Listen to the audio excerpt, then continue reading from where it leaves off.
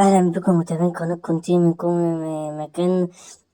النهاردة حلقتنا عن موعد مباراة الاتحاد والشرطة العراقي في الجولة الثالثة من البطولة العربية في دور المجموعات وقنوات الموقدة. قبل ما تبدأ حلقتنا النهاردة لا تنسى أن تصلي على سيدنا النبي.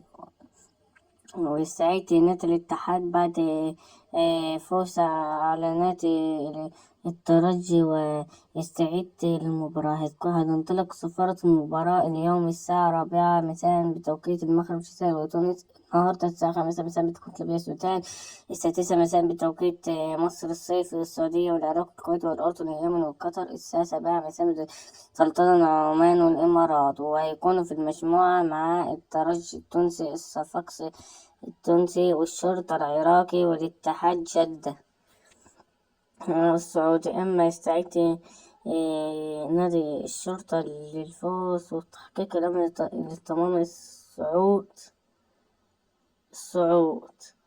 وهيبقى أهم القنوات الناقلة عن ديني قناة اس سبورت وقناة شاهد في IB.